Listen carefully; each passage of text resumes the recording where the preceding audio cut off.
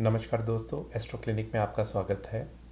आज के इस लेसन में हम बात करेंगे कुंभ लगन, कुंभ राशि यानी एक्वेरियस असेंडेंट के बारे में। दोस्तों, कुंभ लगन और कुंभ राशि के मालिक होते हैं शनिदेव। अगर आपकी जन्म कुंडली के पहले ही घर में 11 नंबर लिखा हुआ है, इसका मतलब आपका कुंभ लगन है। और मान लीजिए आपकी जन्म कुंडली में 11 नंबर राशि में चंद्रमा मौजूद है, इसका मतलब आपकी कुंभ राशि है। और अगर मान लीजिए आपकी जन्म कुंडली के पहले ही घर में 11 नंबर लिखा हुआ है और चंद्रमा भी यहीं मौजूद है, इसका मतलब आपका कुंभ लगन कुंभ राशि दोनों है। यानी आज मैं जो भी बातें बताऊंगा उसमें और बल आ जाएगा।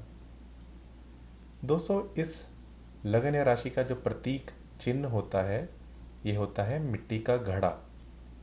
इसका स्थान होता है कुम्हार यानी पॉटर का घर या जल स्थान। स्वभाव से ये लोग धार्मिक होते हैं, गंभीर होते हैं, सोच समझकर गहराई तक जाना ये इनका एक गुण होता है। ये कोई भी कार्य करते हैं उसे गंभीरता से विचार विमर्श करके ही करते हैं, यानी सभी पहलुओं को जांच लेते हैं तभी शुरू करते हैं। अगर ये बोलते हैं तब भी गंभीरता पूर्वक ही बोलते हैं। इन जातकों की सोच सकारात्मक होती है और वहीं ये किसी भी पुराने रीति रिवाजों को मानते नहीं हैं।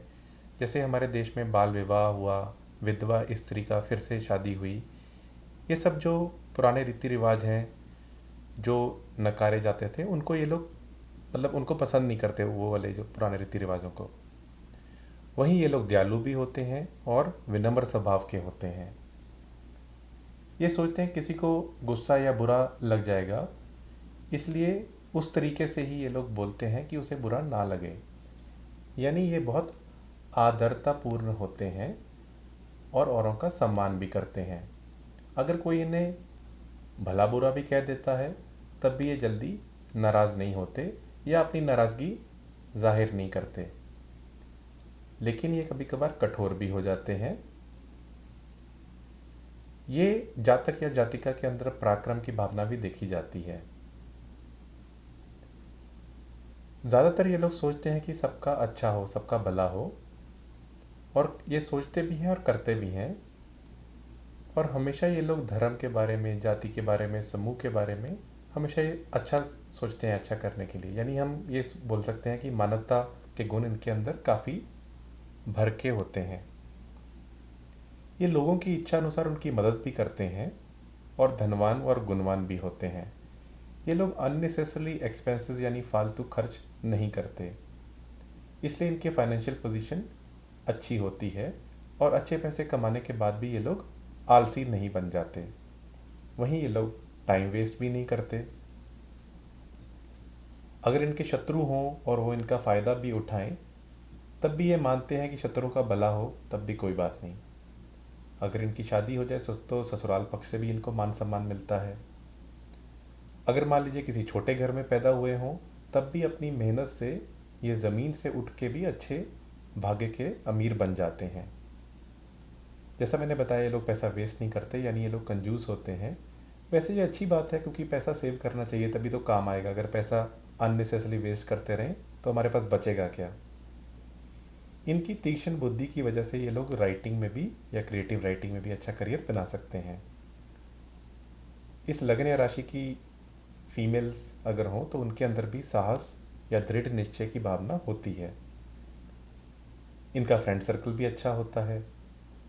इनको एक हम सच्चा मित्र मान सकते हैं और ये अपने मित्रों की फाइनेंशियली हेल्प भी करते हैं। पेशेंस इनके अंदर होती है, मैं पहले भी अपने पुराने लेक्चर्स में बता चुका हूँ। कन्या लगन राशि और कुंभ लगन राशि के अंदर पेशेंस काफ़ी भारी मात्रा में देखी जाती है। वहीं दोस्तों, अगर इनको कोई टॉप पोस्ट मिलती है यानी एडमिनिस्ट्रेशन में, तो अपनी तीक्ष्ण बुद्धि से वहाँ पे भी ये लोग सक्सेसफुल होते हैं। अगर हम इनकी जॉब की बात करें तो जो जल से संबंधित काम होते हैं, जैसे जहाज हुआ, नाव हुई, नेवी हुई, ऑयल इंडस्ट्री हुई, या मान लीजिए ऑयल इंडस्ट्री के प्लेटफॉर्म, जैसे हमारे देश में ओएनजीसी के नीलम पन्ना प्लेटफॉर्म बने हुए हैं मुंबई हाई में, तो वहाँ पर भी ये लोग काम कर सकते हैं।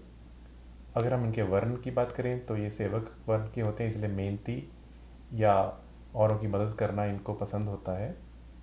इस लगन या राशि का तत्व वायु तत्व होता है। स्वभाव से ये लोग अस्थिर होते हैं।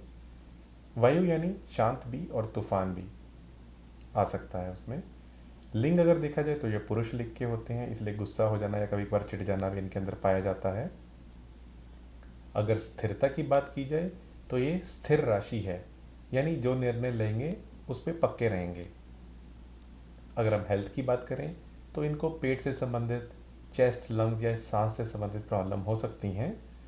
वहीं इनको नी पेन होना यानी घुटनों का दर्द होना या ब्लड की यानी रक्त की प्रॉब्लम भी हो सकती हैं। अगर इनके काम की बात की जाए तो साइंटिस्ट बनना, एडमिनिस्ट्रेटिव में जाना, एस्ट्रोलॉजी में जाना, एस्ट्रोनॉमी में जाना, फोटोग्राफी हुई, एयरफोर्स, सिंगिंग जैसे भजन है या कीर्तन है, या ये लोग बिजनेस में भी सक्सेसफुल होते हैं। वहीं न्यूज़पेपर संबंधित जो काम है जैसे प्रकाशन हो गया, नॉवल या पोइट्री राइटिंग हो गई, समाज सेवा जिसमें हम पॉलिटिक्स भी मान सकते हैं, सोशल वर्क भी मान सकते हैं। और वहीं एग्रीकल्चर उत्पादन जैसे सब्जियों का उत्पादन करना यानी कृषि व्यापार, वो भी ये लोग अच्छा कर सकते हैं, यानी खेती बाड़ी के में अच्छा काम कर सकते हैं। दोस्तों अब बात कर लेते हैं इस लगन या राशि के योग कारक, मारक और समग्रहों के बारे में। जैसा मैं आपको पहले बता चुका हूँ कि कुंडली का पहला भाव, पांचवा और नौवां भाव ये देखना ज़रूरी होता है किसी भी कुंडली के, बेस कुंडली के योग कारक मारक ग्रहों को जानने में। दूसरा नियम हम जानते हैं भावत भावम का, वो देखा जाता है। और ये ग्रह आपस में कैसे मित्रता शत्रुता निभाते हैं वो भी देखी जाती है। और अष्टम द्वादश थ्योरी होती है, वो भी देखी जाती है। तो दोस्तों कुंभ लगन या कुंभ राशि इकलौती ऐसी कुंडली होती है जिसमें अष्टम द्वादश थ्योरी लागू नहीं होती। द्वादश मीन्स दूसरा स्थान, अष्टम मीन्स आठवां स्थान। वो भी अभी आपको पता चल जाएगा मैं कैसे बता रहा हूँ। चलिए शुरू करते हैं पहले योग कारक ग्रहों के बारे में। तो दोस्तों शनिदेव इस लगन या राशि के मालिक हैं, तो वो अति योग कारक ग्रह हो गए। और क्योंकि उनको एक घर ही लगन का मिला है तो इसलिए उनको कुंडली के 12वें घर का दोष नहीं लगता। दोस्तों दूसरे ग्रह की बात कर लेते हैं। तो बुध देव को 5वां घर मिला और 8वां घर मिला। तो क्योंकि उनको 5वां घर मिला इसलिए उनको 8वें घर का दोष नहीं लगता। वहीं दोस्तों बात कर लेते हैं अगले ग्रह के बारे में। तो शुक्र देव को एक तो 9वां घर मिला और एक चौथा घर मिला जो सुख सुविधा का होता है। तो शुक्र देव को एक तो घर 9वां मिल गया और दूसरा घर जो मिला वो वैसे ही अच्छा घर होता है सुख सुविधा का। तो शुक्र देव भी इस कुंडली के अति योग कारक ग्रह की श्रेणी में आ गए। दोस्तों अब बात कर लेते हैं कुंडली के मारक ग्रहों के बारे में। तो जो 7वां घर है ये सूर्य देव को मिला। जो 7वां घर होता है वो वैसे ही सामान्य मारक होता है और शनिदेव और सूर्य की आपस में बनती नहीं है। और शनिदेव यानी सैटर्न सूर्य से सबसे परे भी होते हैं, ये हम सब जानते हैं। तो 7वां घर मिलने की वजह से और क्योंकि नैसर्गिक इनकी शत्रुता है तो सूर्यदेव इस कुंडली में अति मारक ग्रह की श्रेणी में आ गए। वहीं दोस्तों चंद्रदेव को क्योंकि घर ही छठा मिला है, तो जैसा आप जानते हैं छठा, 8वां, 12वां घर अच्छा नहीं होता, तो चंद्रदेव भी इस कुंडली में अति मारक ग्रह की श्रेणी में आ गए। अब दोस्तों बात कर लेते हैं समग्रहों के बारे में। तो समग्रहों में सबसे पहले बात करेंगे मंगल देव की। तो मंगल देव को एक तीसरा घर मिला और एक घर मिला हमारे प्रोफेशन का, नौकरी का। तो मंगल देव साहस पराक्रम से जाने जाते हैं और तीसरा घर उनको मिला है जो होता ही साहस पराक्रम का है। तो इसलिए मंगल देव इस कुंडली में समग्रह की श्रेणी में आ जाएंगे। और दूसरा उनको जो घर मिला है वो नौकरी और प्रोफेशन का है।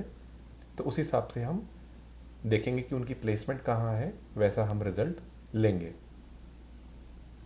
दोस्तों बृहस्पति देव को एक दूसरा घर मिला जो कि धन का घर होता है और एक 11वां घर मिला जो कि लाभ का घर होता है। तो क्योंकि उनको दोनों ही घर ऐसे मिले हैं लेकिन वो शनिदेव के मित्र नहीं हैं, इसलिए हम उनको सम की श्रेणी में रखेंगे। दोस्तों यहाँ ध्यान रहे, कुछ एस्ट्रोलॉजर्स बृहस्पति देव को मारक मानते हैं, लेकिन ऐसा नहीं है क्योंकि अष्टम द्वादश थ्योरी एप्लीकेबल नहीं होती इस कुंडली में।